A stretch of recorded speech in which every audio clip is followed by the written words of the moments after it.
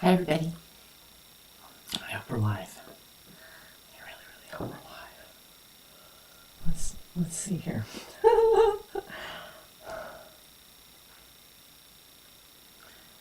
Just check and see. Just make sure.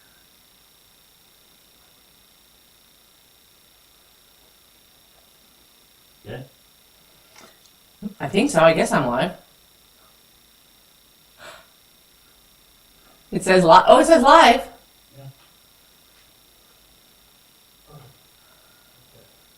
Okay.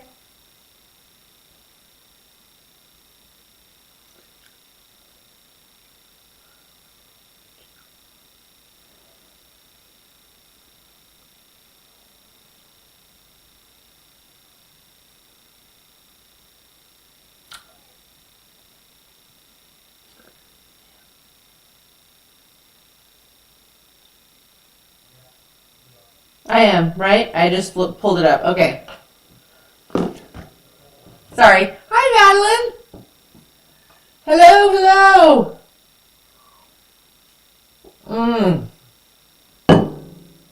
What did I tell you guys? What's in that cup? Okay, we're just going to give everybody a quick second to hop on. Hi, Linda. Today is the day. She's getting a binding. She's quilted. She's trimmed. That's it.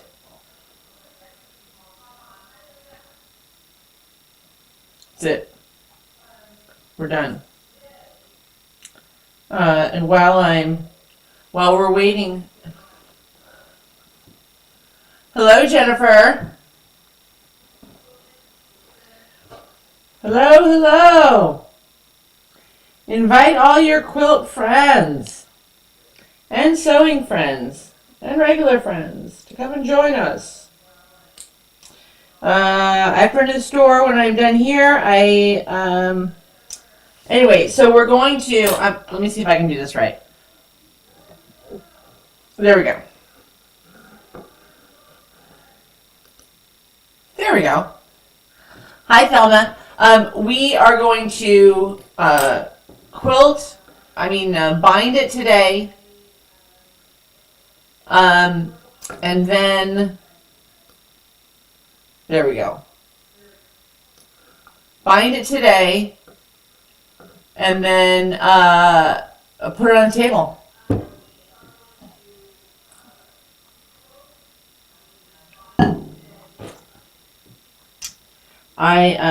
I'm just kind of trying to get some of these little loose last little thready bits off. So we'll get a couple of these cleaned up and then like so and like so. We'll just give everybody a second to come on. What are you all working on tonight? Gosh, could do this all day. Steve's in the kitchen. He was outside. All right, I'm gonna start getting this binding ready to go on. So,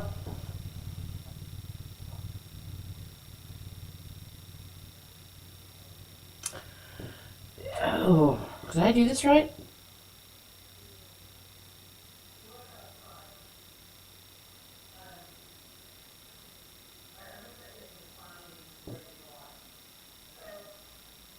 There we go. Okay.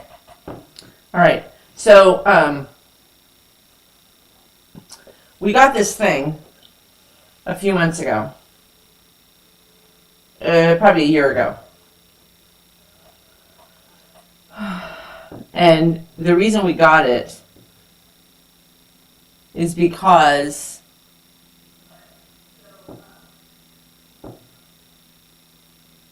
oh, Madeline, your finger. When you're quilting, you should try burying your threads. Hi Shannon. Okay, so I know how to bury them when I crochet. I know how to weave them back in when I crochet, but I have no idea how to bury them in quilting. And I was going to ask, I was going to mention that. I mean, you've got your exposed knots on this side. How are you all burying them? Stitching back over them? Is that what I should be doing?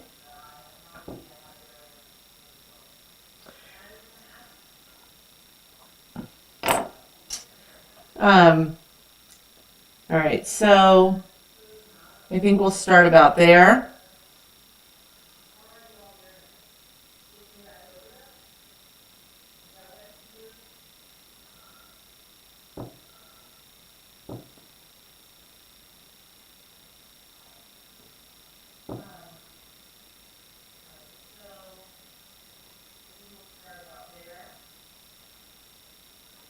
Starting on the back.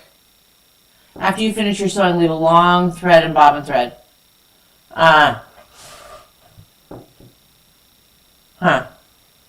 Yeah, I was wondering about that. All right, now I haven't done a binding in, my gosh, probably 3 or 4 months.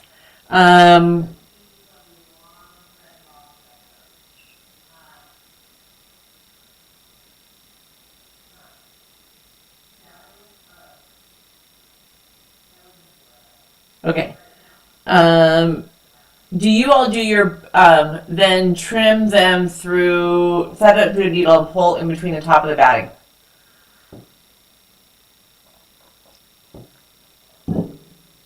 I like that. Okay, I will try that. Do you do your binding at a 1/4 inch or do you sew your binding on at a 1/2 inch? I was watching something last night, like I said, because I haven't done this in a while.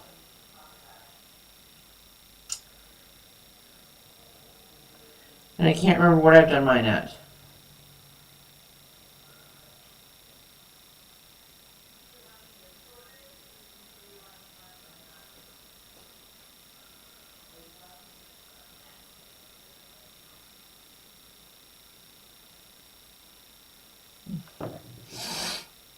Quarter inch. You can tell that the weather is changing because everybody's all stuffed up. Where are the rest of my clips? All right, let's get our little clippy thing here. 1/4 inch. Okay, everybody, the consensus is a 1/4 inch. Okay. All right. Get this. Get this.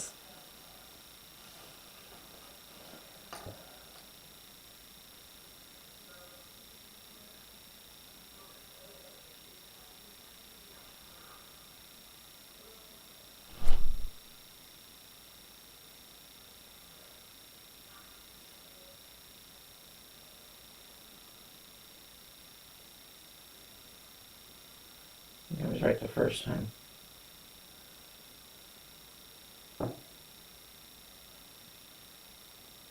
Yeah. Okay. All right. Let's go to the sewing machine.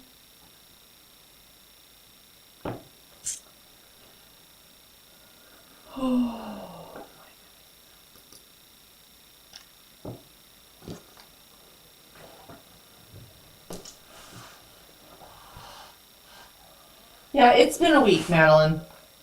I mean, Madeline's had it probably the worst of us with slicing her finger, but there have been a couple people that referred back in a number of weeks. And we're only 2 days in. Okay. Roll this up a little bit.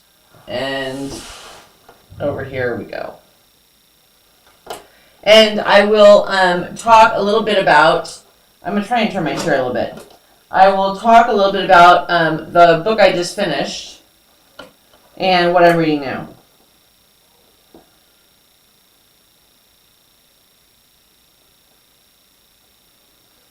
Okay. All right. Let's get this puppy on. Leave a tail.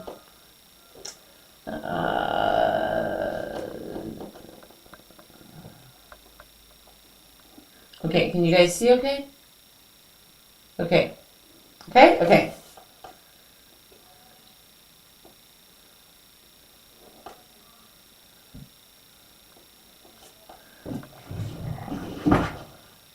Got myself kind of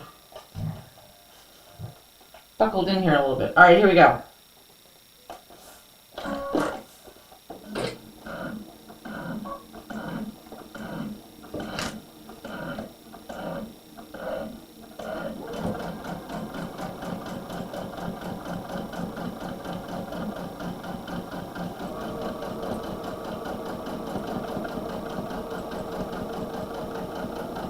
So we got this,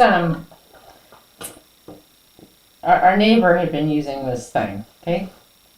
And Steve saw it and he just went bananas. And so, of course, we went out and got one about a year or so ago. And it's this thing that you have this little, it's this long wand thing, and then there's this little butane, propane thing.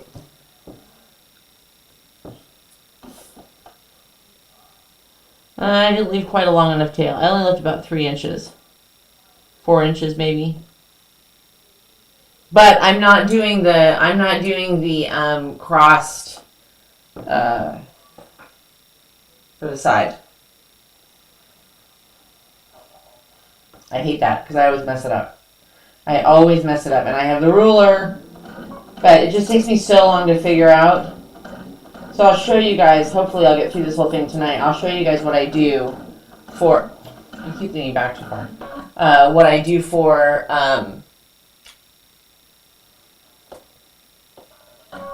when I get to the ends. Anyway, this thing that we saw,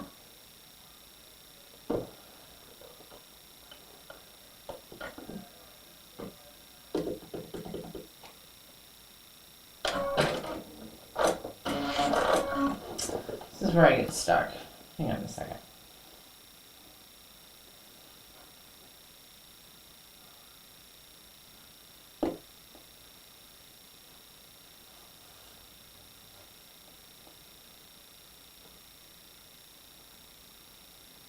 Can you guys see that? No, you can't see that.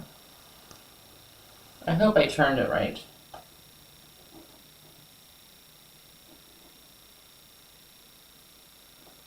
Okay, let me turn this one and then I'll show you. Tonight's going to be an experiment in getting some of these cameras that hopefully you can see exactly where I'm at.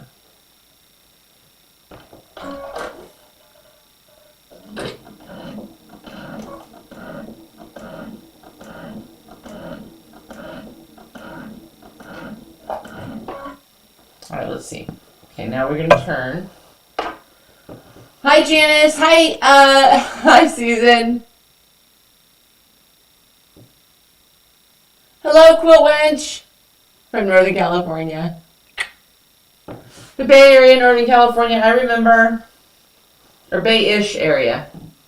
I had to have an iced coffee this afternoon because I needed a little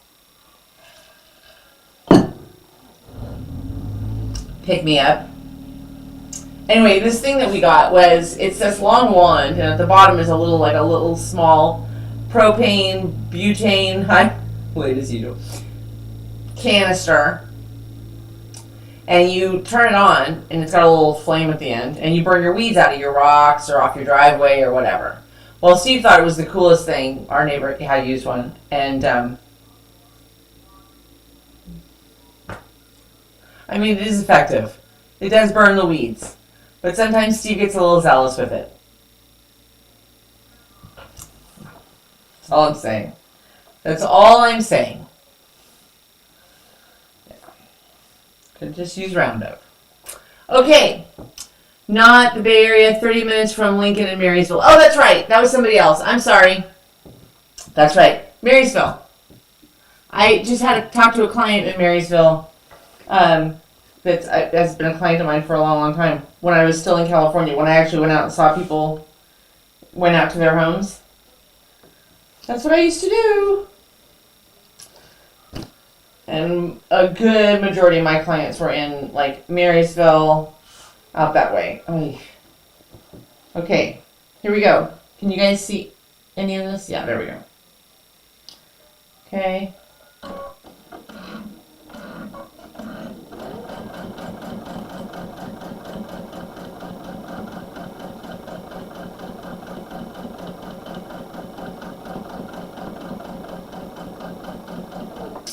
Okay, let me see. Okay, we almost started to get a little close there. Almost. Okay, here we go.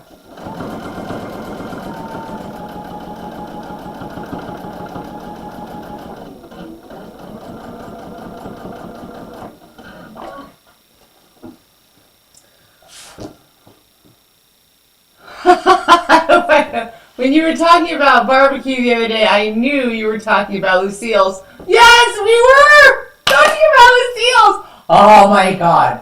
I haven't mentioned it to Steve because it'll just be one more restaurant on the list. And we're not foodie people, okay? We are not foodie people. We don't go to fancy restaurants. We don't go to a lot of restaurants. But like where we were, we just had so many great restaurants and we had the places that we loved. Lucille's has,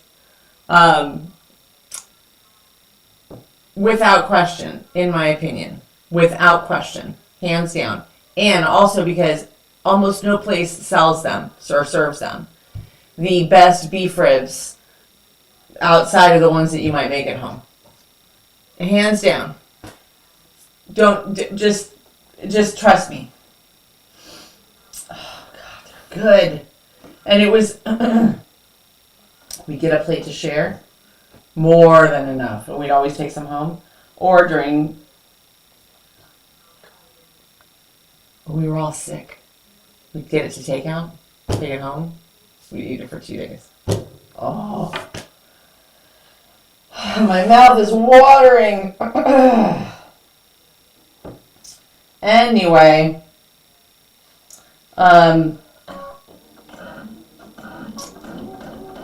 so I'll have to remind Steve about Lucille's later when he comes in. So he's out at mowing something.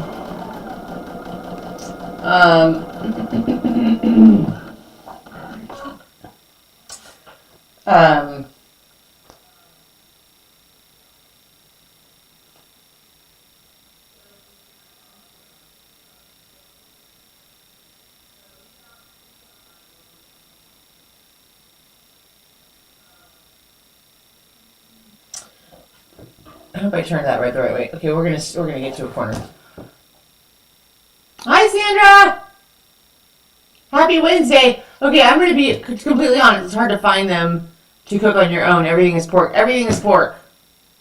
It's hard to find beef ribs, and it's hard to cook beef ribs and not let it get tough. I mean, you gotta do it really. It's a process. They were just so good. Oh God, they were good ribs. And Lucille is my mother's name, so I always liked that one for that too. Happy Wednesday, Sandra.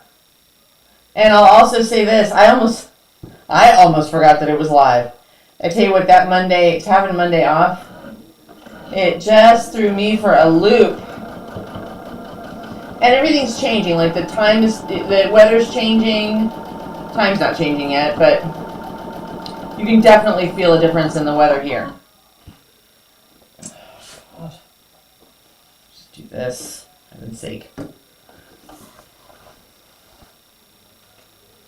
just stuff everywhere right now. Oh my gosh. What are you guys working on? Lucille's is my dad's favorite part. It's a good place. Good restaurant. I liked it. And it was a fun date night place. We used to go there for a date. So what are you guys working on? What are you doing this week? It's a weird week. It just feels weird, doesn't it?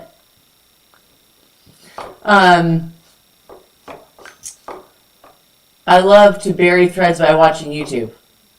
Oh, I learned to bury threads watching YouTube.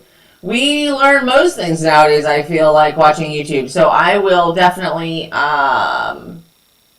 watch some of that. Because, yeah, I was wondering about that. And I imagine it's not too much different than, you know, in crochet, you bury you weave in your ends, which is brutal. Brutal. In fact, if I have enough time tonight, I have another client I have to see tonight. I will bring out a project that I have had that I started working on years ago, and I started to get a little bit frustrated with it because I wasn't sure what to do about all the ends. But it's for my crochet peeps. It's not for my quilt peeps. It's a crochet project. Okay.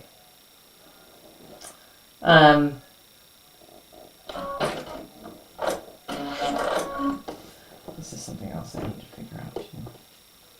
That's okay. What are you guys doing for dinner tonight? Much less trimming. Ironing fabric for my neck part and embroidering a gift card holder for a bride-to-be. Oh, what a great idea! Also making pillowcases. Oh, don't I feel like an underachiever? I'm working on a mug mat. I'm using the leaf pattern. Oh, that's fun! That's fun. How cool. Don't forget, we want to see it. So you got to post it in the on the Facebook page and on YouTube. All right.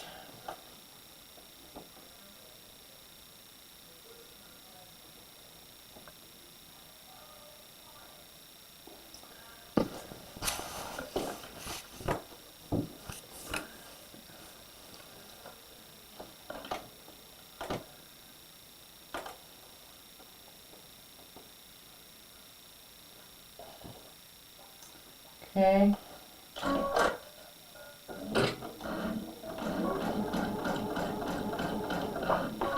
Roll this up a little bit. I did. Hi, Julie. Folks, the binding is, we are on the third leg of the binding. I'm telling you, this thing is going on the table tomorrow. And I do agree about the walking foot. A lot of people gave the suggestion to use the walking foot for doing the binding. Love it. I definitely feel like there's less moving around of everything, unless I'm the one moving it. So I definitely like that.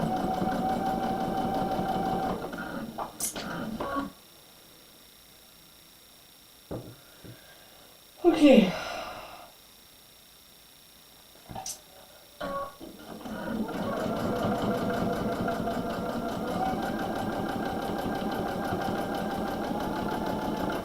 I'm gonna get this. Yeah. It really sits much nicer by using the walking foot. Like it really sets nicely on there. It just really does. It just sews on really nice. Like you just don't have, it's just a nice clean line. Holy camole. Like that's the kind of line that when you are flipping it over and sewing, down the other side, that you wouldn't mind, Wow, I can't believe this thing's almost done. I'm pretty proud of this one. I like this one. Strangle myself with this binding. Okay. Can you guys still see? There we go. And then what I'll do is I will turn the table camera on, over the table, and while I'm clipping this on, I might even put a little dab of glue. Crazy and wild things going on here.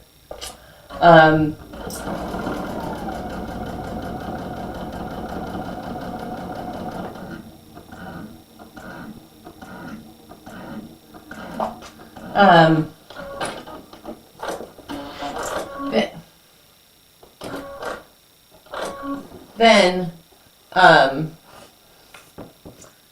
you did a great. Oh, thank you, Madeline. Cooking dinner while listening. What are you making, Donna? Last night, and I don't remember why. Oh, I do. We had to go to Harbor Freight. Drove all the way to Harbor Freight, which isn't. I mean, it's it's like 20 minutes to exchange a a TV mount. You know that you mount your TV to the wall with. We need a different one, and for the guest room, and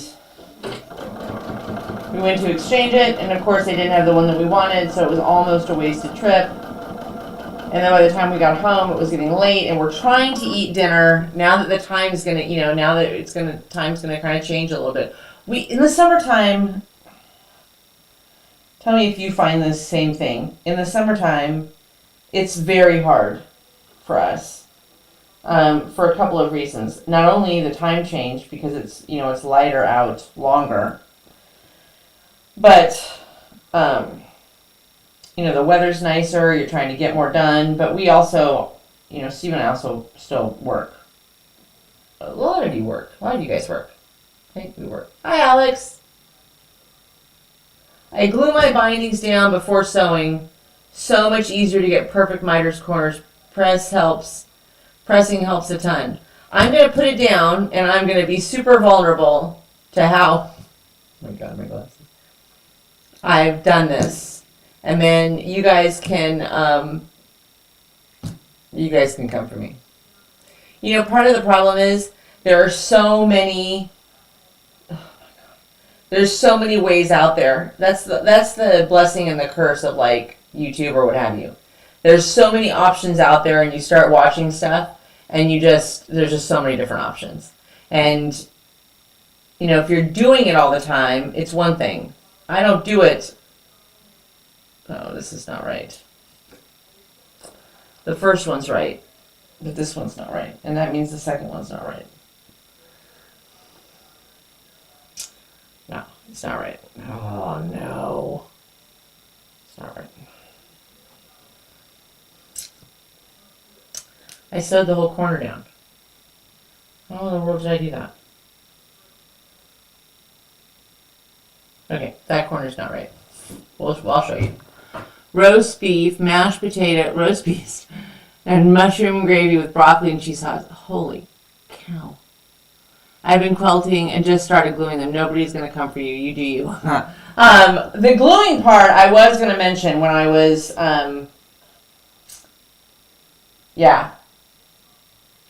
But it just dawned on me that a lot of people glue it before they flip it. Right? Susan, you're gluing it. No, not Susan. Leanne? Is it Leanne?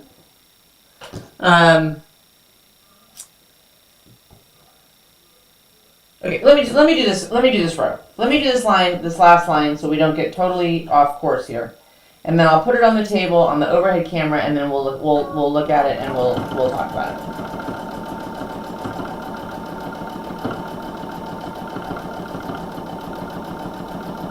So by the time we got home last night,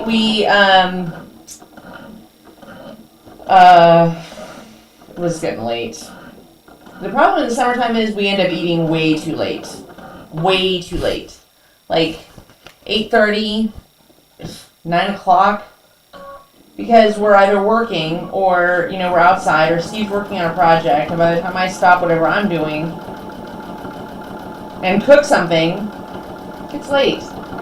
And he wants to stay outside and get as much stuff done as he can while it's still light and it's not blazing hot. So, we're trying to kind of reverse that a little bit. We're trying to back that up. Not eat so late. It's not healthy for you either. Your body doesn't have time to really digest it before you go to bed. Anyway.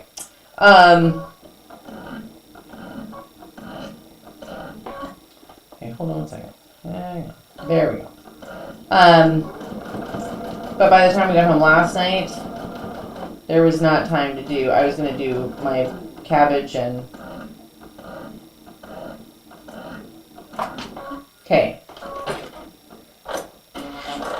Let's see if we can get this one right. Here we go, like so. And here we go, like that. Okay, now I got it. Now I got it. Now I got it. I know what I did wrong. I know what I did wrong on that one, and that's okay. All right. I do mitered corners, but I don't know what else. If you do corners some other way, I'm happy to hear about it. Because I'm never really sure how to do my mitered corners so that they set down and that I'm pleased with them. When you flip them, you know.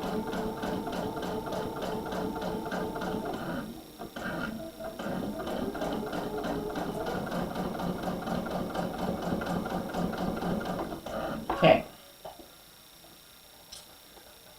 The home stretch. Da-da-da. Turn you over. There you go.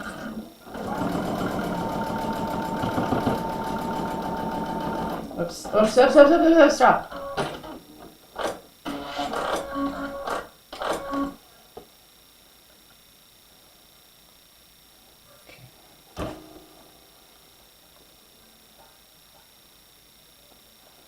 So I threw a lasagna in the I threw a frozen lasagna in the oven, and that's what we did for dinner last night. And all of my Italian girlies do not, seriously.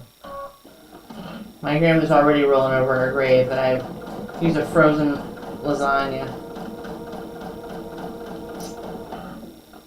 Okay, let's stop there. I probably didn't leave enough. Okay.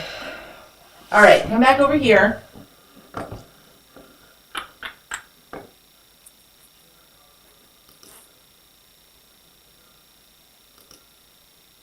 Oh my gosh. Oh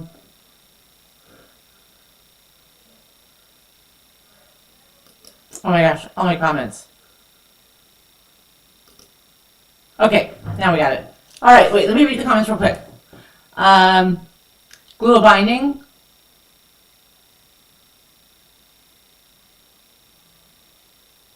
Okay. I glue when I turn it over. Okay, that's what I was thinking. That's what I was planning on doing. Glue a binding, question mark. Yes. Donna, you glue the binding with like Elmer's glue and then heat press it and then sew it. The glue keeps it in place. No pinning and it washes out. Yeah, I think that's what I do. I just sent my daughter to the gas station to get me chicken strips, egg rolls, and fried mac and cheese bites. Good for you, Alex. So many cameras. Yeah, tell me about it. We're still getting used to it. Y'all are probably still getting used to it. Okay.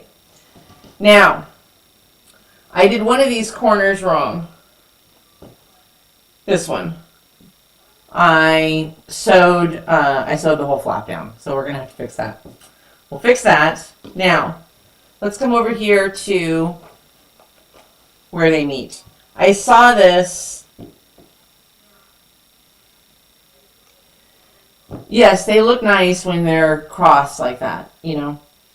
But, and I can do the cross, you know, where you get the angle seam like that. I forget what they call it, bias seam. But what I always end up wrong with is the measurement. So I always end up with either too much or too little on the turn. Okay? So I was watching somebody, I don't know who it was. And what they do, which is what I'm going to do,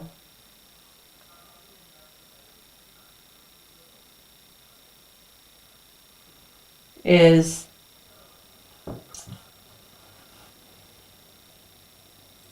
cut off the tail so it's about the same length as that one. Okay? I hope you can see this. Let's see. We'll bring it in just a little bit. Okay? Okay? And then you take this open. Okay? You just open up the binding there. And she stuck this in there.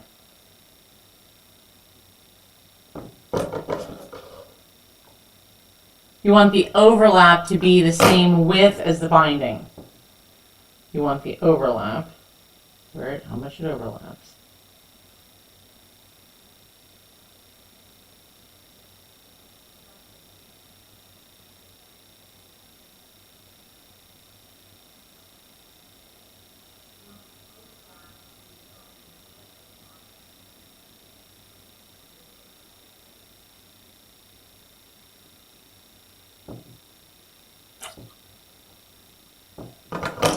I think for tonight we're going to go with this one. I left too much.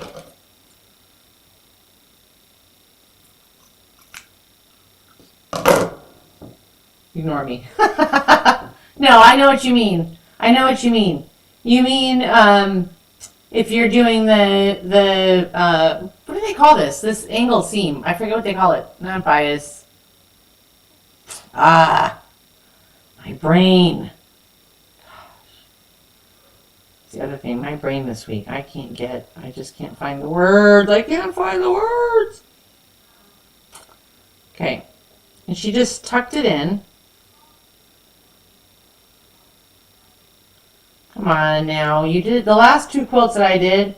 The last two things that I have bound this way. Not a stinking lick of problem. And tonight, of course, you're embarrassing me. Bias drawing it. You don't need the overlap the way you're doing it. Right. Yes. Yes. Yes. Yes. Yes. Yes. Yes. Yes. Yes.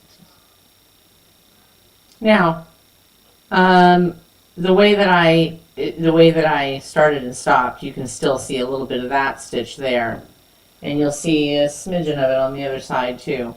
But I don't know. I don't feel like it's that much more bulky. I don't feel like it's gonna. What I need to do, let's just be honest, is I need to practice doing it the other way. But for now, this is what we're gonna do. Okay. The only other thing that I will add is I can't remember what she does about this seam.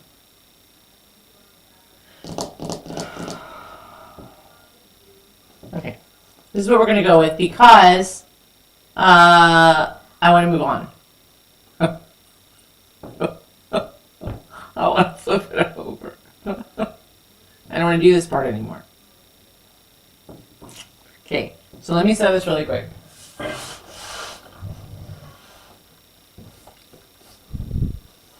Okay.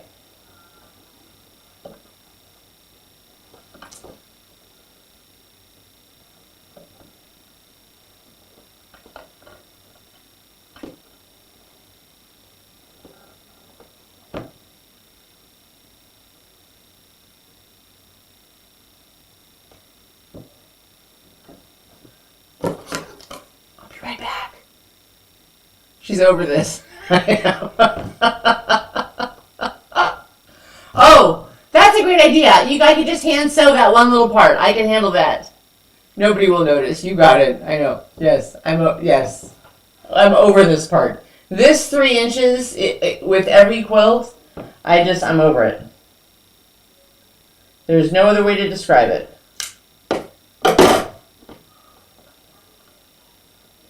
Okay. So anyway, tonight we're having the boiled cabbage deal. Sausage, potatoes. It's like an old school kind of comfort food. And it's so easy. Oh my god. Seriously. I wish all your meals were like this. Okay, here we go.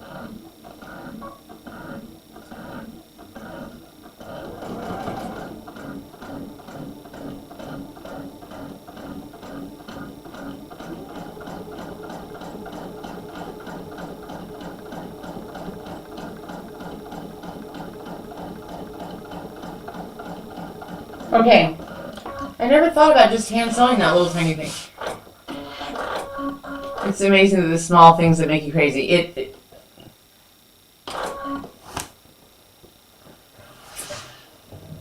It's stunning, the small things that will just make you absolutely lose your you-know-what.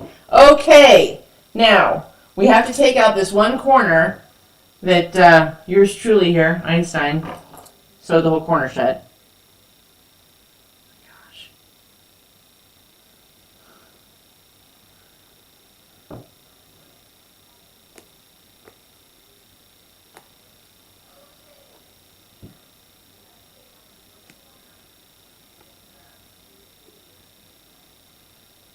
Okay, now,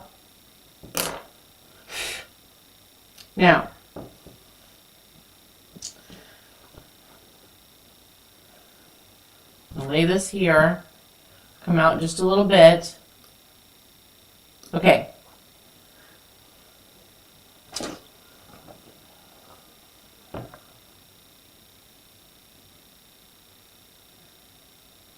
Have a great evening, Sandra.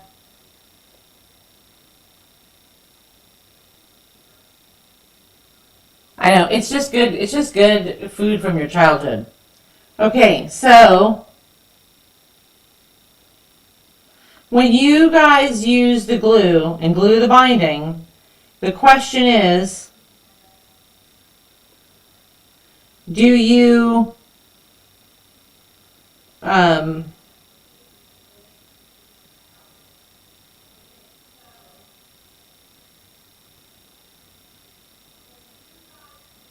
you kind of ironing it as you go? Yes, I would imagine. Okay, I am going to show you something that I did fall in love with. And we'll see if we can make this all work. Okay. 6:48. All right, we're okay.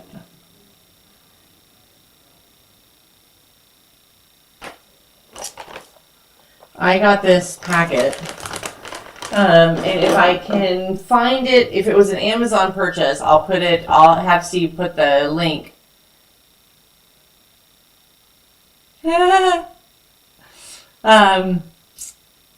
I'll put the link in. I'll have Steve put the link in the description, maybe tomorrow, or if he can add it under this thing, we'll see. Yes, just dot it along the seam and iron as you go. Okay, got it. Oh, well, I can just do that.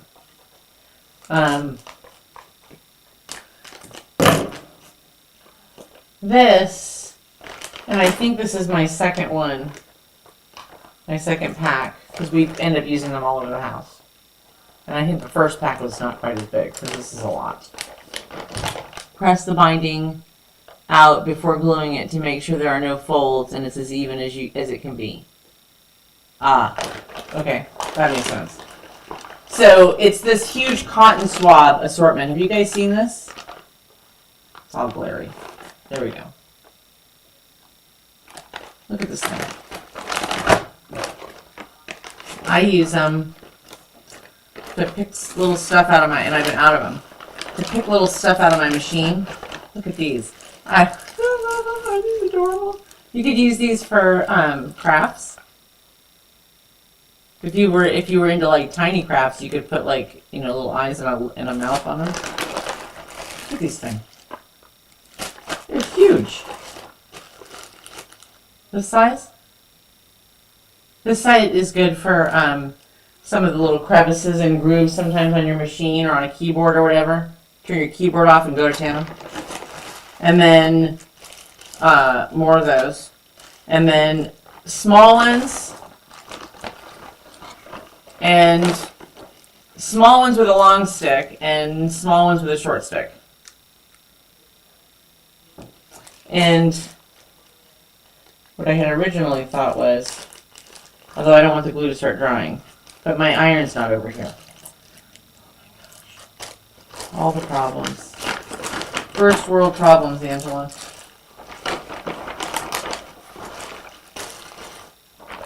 Anyway, it's a great set. It's great for getting your machine out. And you get a whole huge big bag, and I think it was $5 or $9. It wasn't very expensive. Okay. All right, let's see.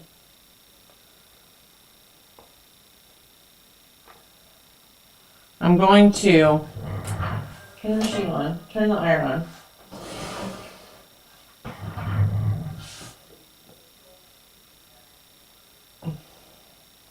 Because I don't really want it on my mat. And we'll just start, because I still have another appointment tonight. And I can smell the cabbage, so I'd like there to be some substance to the food left before when I take it off the stove. Okay, I finished The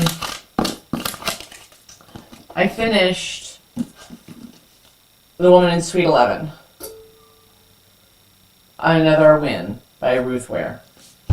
Another win. Great book. I did see it coming. I had an inkling, which sometimes is very rare for me. Sometimes I have no, most of the time I have no clue.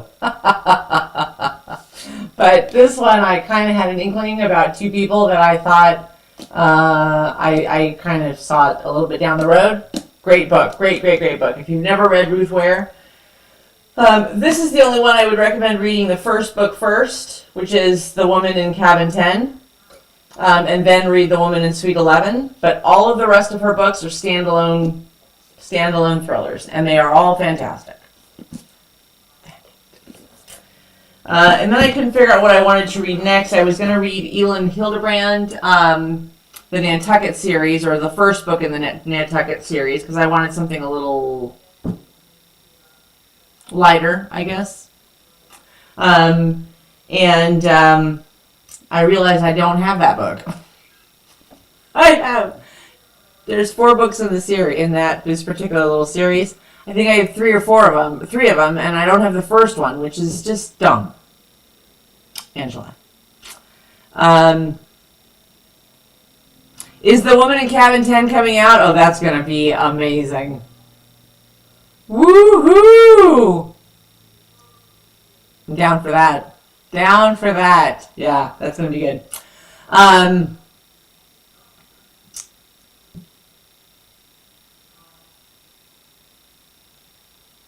Donna, I'm going to put my cabbage recipe out here right now, but I'm just warning you. A lot of people wouldn't eat it. But when my mom comes to visit, so what did I pick up? You guys know me by now, I think. I read, Perfect Marriage was good. Yeah, I don't think I saw that coming. It was good.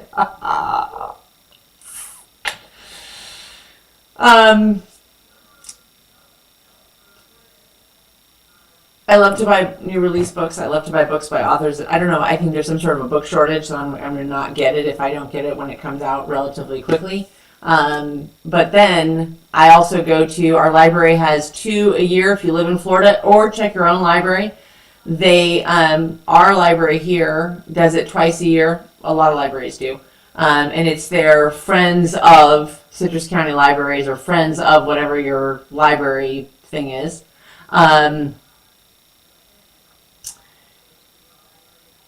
And they do a book sale. And usually it's pretty good. It's usually, I always score. And so what I try and do is, if I read a new one, if I read something that recently came out, one of my new books, then the next book I try and go back and read something that I've had on my shelf for a long time, but that I got at a book sale. So this one I don't think has ever been read for $5. The Block Party by Jamie Day.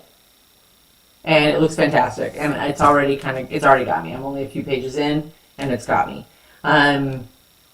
If you like, I heard somebody say, if you like Elin Hilderbrand's type writing, that you'll like this. So this was good. This one so far is good. So this is what I'm reading now, The Block Party by Jamie Day. And Robert Galbraith's new book, The Hallmarked Man, came out, I think, today.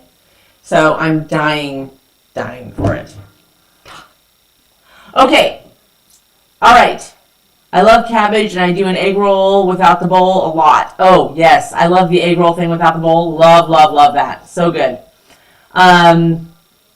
Okay, so here's the cabbage. So anyway, when my mom comes out here, I cook the normal food that we always cook. Because Steve and I are pretty simple taste. We have relatively simple palates. So here's my cabbage recipe.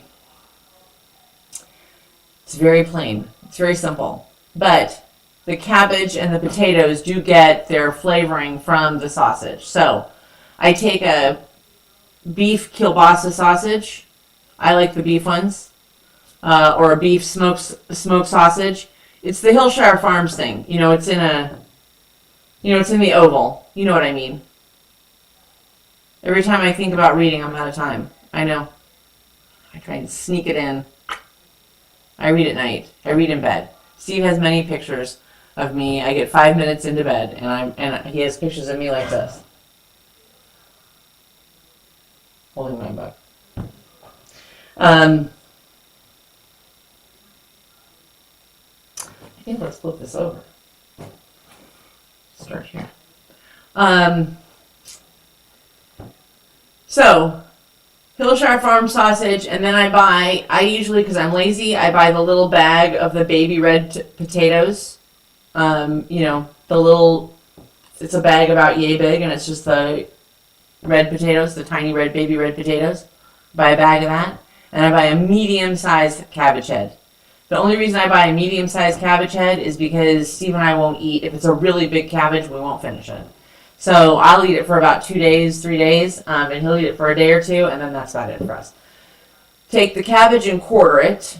Take off all the funky leaves on the outside and quarter it. Okay? Put it in a big pot, like a soup pot. Take your red potatoes, open the bag, dump those into the pot. Then take your kielbasa sausage and cut it into approximately yay big, like 3-4 inch pieces, chunks. If you have a big family, use 2 of them, or if you want to eat it the next day, use 2 of the sausages, okay? But for the most part, I just use 1, because by the time we're tired of the sausage, I end up wasting it. So I just do 1. Cut them into about 4-inch pieces. Put those in your pot. Now, fill the pot with water. Basically to cover, the cabbage is going to continue to bob up, but to basically cover, you want a good amount of water in there, okay? Put it on your stove. Turn it on and boil it for about an hour and a half. Till the cabbage is the texture that you like. We like it pretty soft. Then when it's done, that's it. That's all there is in it. Well, what about spices? I don't put any spices in. How do you flavor it? I don't put anything in. The oil from the kielbasa sausage kind of gives it a really nice flavor. But then, like for cabbage, I just do butter and salt on my cabbage. And Steve likes his cabbage cut up with some red apple cider vinegar. And then I just do salt and butter on the potatoes, and the sausage we just do mustard with, and there you have it. And yes, if you add spices to taste, if you wanted to put like some salt in the water or a little bit of maybe garlic salt in the water, that would probably be good. A little seasoned salt. I don't know, there's so many seasoned mixtures out there now.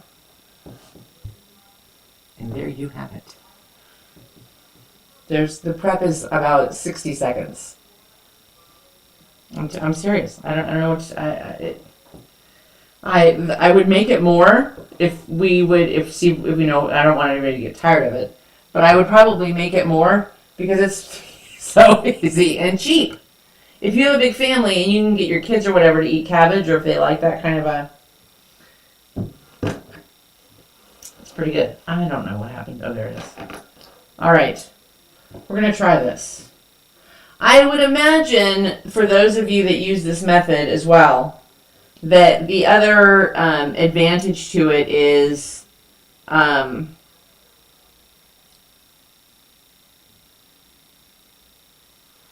that you really can control where it's going.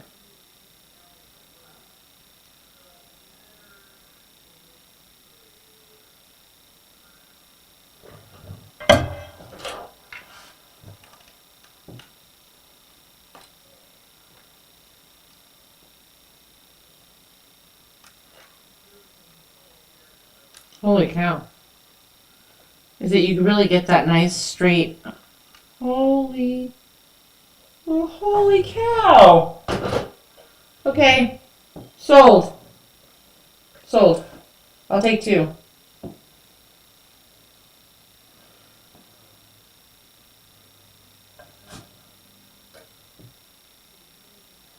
How fantastic is this?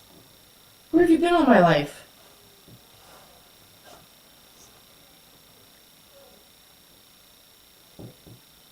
Holy moly. Yeah, you just need a little bit. Oh my gosh.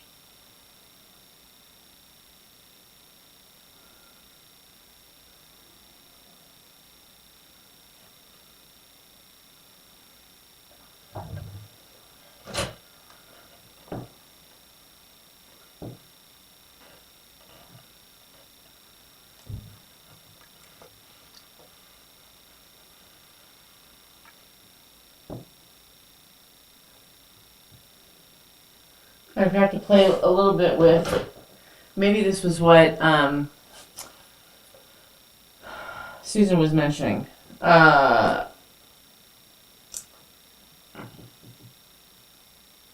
you pressing it kind of where you're going to fold it where you want it first?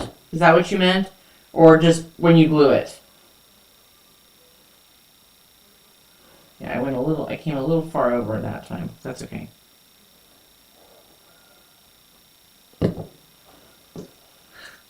She's gonna think I'm a lunatic. Hi, Diane. Yeah, that's very cool. Mixing your own spices. That's very cool.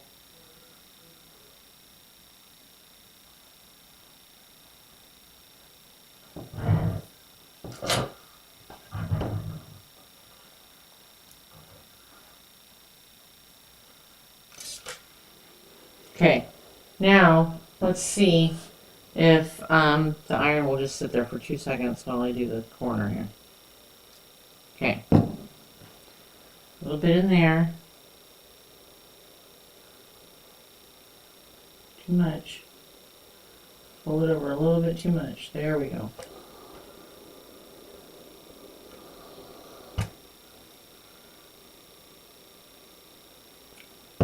I meant press it before gluing, but now that you have the glue down, press it. Yes. That's what after I started, that's what dawned on me. So you're pressing yourself kind of a little corner. I mean a little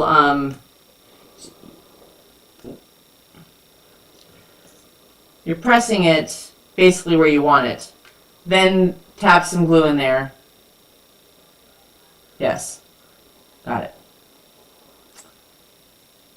Do you then go and sew it? Yep. Hi, Sharon. And in fact, since you all won't be here for me to sew the whole thing, how about if I sew just this one side? Let me just do this there's one little part on this one side, and I'll just do that, and then we'll sew it down, and then that one side will be done, and you'll have seen it. Okay?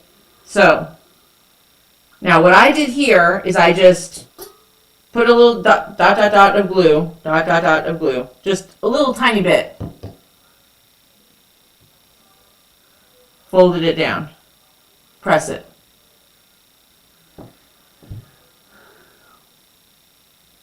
Good job, Diane.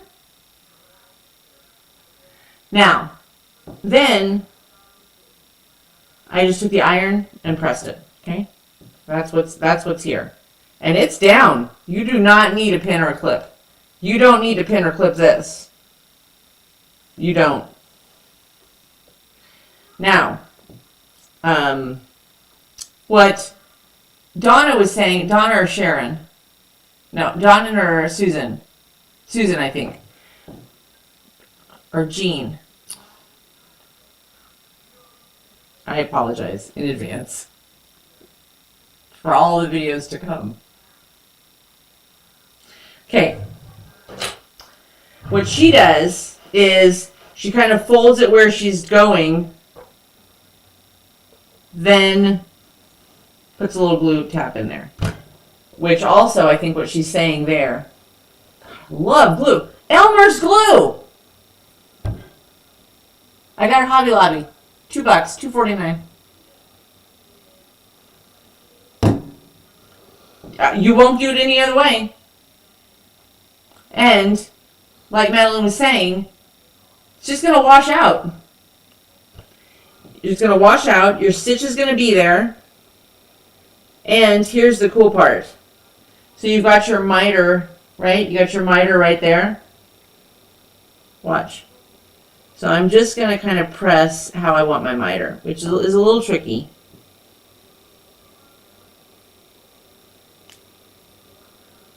Okay, now press it. Almost caught my finger. Okay. Okay, now, ready?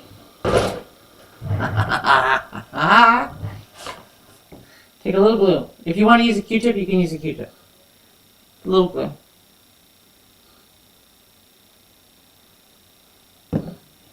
It's hardly enough to close an envelope. It's just a little tiny, thin line. Let's see. Can I? We're going to try. We're going to try. We're going to try. That's how much. Can you see this? Can you see this here? That's the amount of glue. It's only slightly bigger than a stitch. Bye, Donna.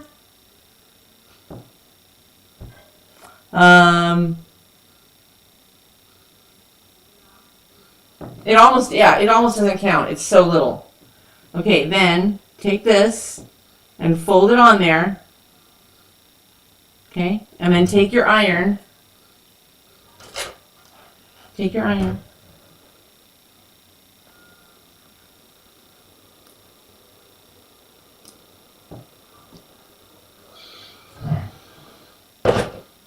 Look, this is where I've already glued it. It's not coming up. It's not coming up. Then you finish your miter corner, right? I do think there is some advantage, and you're still saving time in my opinion, because you're not having to pin and clip all this crap down. Sorry.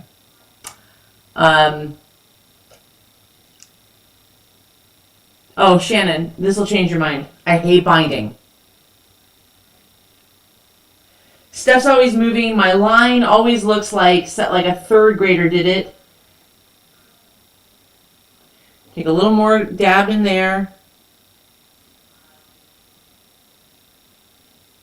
And people are going to say, do you put it on the binding or on the quilt? I don't think it matters. I think you have to do what's easiest for your hands.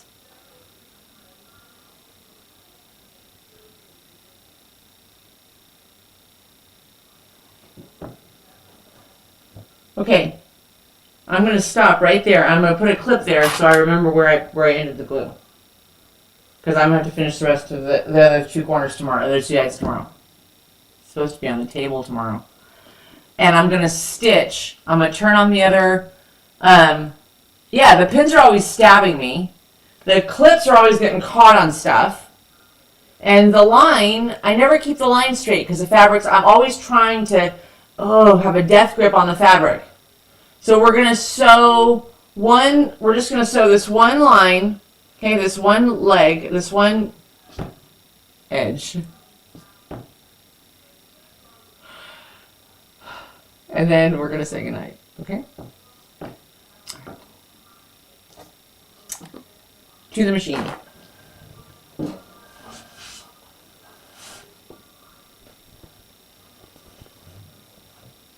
And, you know, when you're doing the front, now a bunch of people were on here saying that they glue the front and back binding on.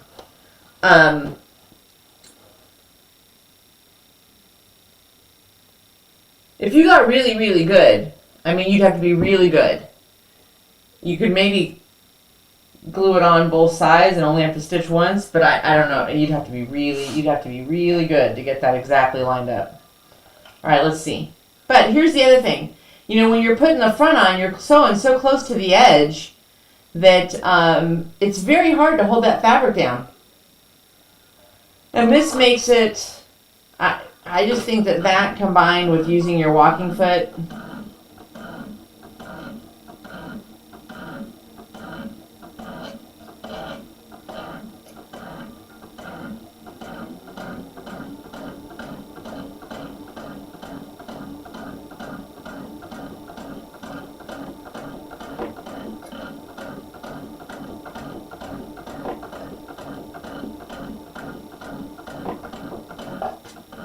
this is the straightest binding I've ever put on in my life.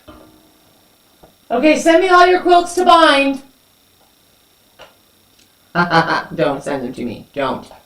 Do not send me your, I'm not binding your quilts. You're going to have to do it yourself. But it's going to be so much easier.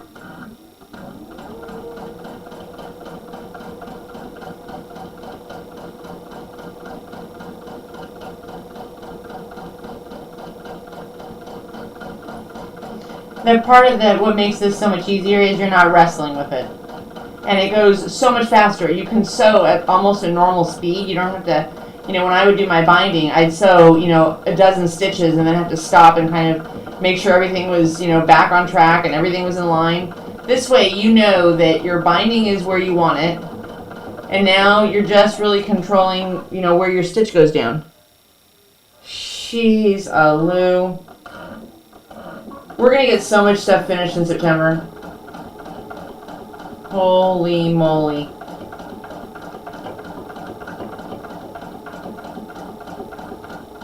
Oh. I didn't iron this side down. Oh, I didn't iron this down. I didn't iron it. The glue's still wet. Uh-oh.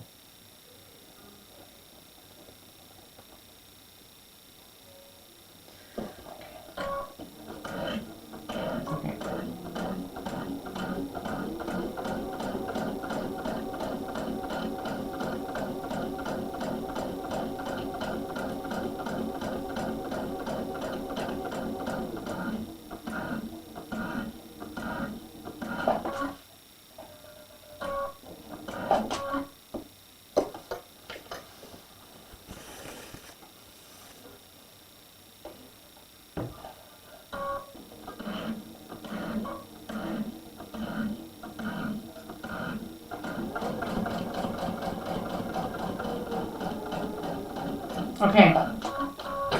I need to do that. I need to have a trim there, but I want to be able to show you this because you guys are going to love it. You're going to love it. Okay, hold on. I only glue on one side, so Quilt Wench says she only glues on one side. I use a product called Glue Based It because I like the long, skinny applicator. If I used Elmer Glue Bot, it would look like a glue murder scene. It wasn't very hard, but you do have to just take it in sections and go slow. I think I've seen a needle on the end of the bottle. Yes. You gotta get one of those. Yeah, I would try it. Without gluing, I found it hard to cover the stitches from the back. Okay, so that's always my dilemma.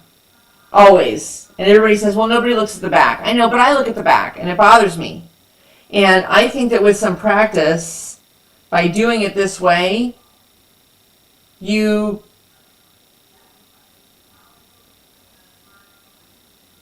could either cover the stitches from the back, or you're just keeping it so much nicer of a straight line. You can buy the tops for the glue bottles to turn them into, oh yeah, you want just a little screw top that you could put maybe on the Elmer's glue that would just have like a long needle applicator.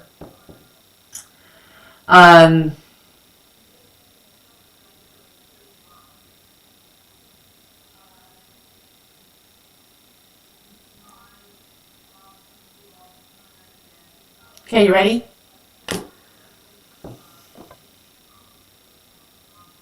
For my first time using this method, I think that that's pretty, I mean, look it over on this side. This is where I started. It's a little more there's a little more movement in it, you can see over here on this side, starting right here. Okay. But then you kind of find your groove. Look how nice and straight you can stitch that. I mean, that looks pretty good. And then the corner. What a dream. What a freaking dream. My corners are so bad. Everything's always moving. I end up stitching the whole corner down. I don't know what kind of tornado I think is going to come through my house. It's going to open up my corners. But look how nice that corner is. That's a pretty good corner, I think. Anyway, I'm sold. I'll take 2. Put it in the cart. Elmer's glue. Now it makes me want to play with it a little bit and really kind of find your, I think you really kind of want to find your groove. You want to find what's comfortable for your hands and blah, blah, blah. That really is, I think of a lot of the things that I've learned in quilting or from sewing. This is something that you really could apply. And like Madeline said, it really is going to affect the back of your quilts because you're not going to, yeah, I like that. We're going to play with that some more. Okay, everybody. Alice got her groove back. Ha ha. You know it. Okay. Have a fantastic evening. My house smells. Cabbage smell is just taking over my house. I'm going to tear out my house tomorrow. Have a fantastic evening and a fabulous morning. I love you guys. Thanks for coming. And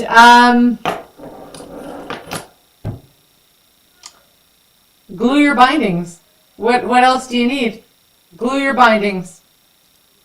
That's it. And only a 1/4-inch seam. I love you guys. Have a good dinner.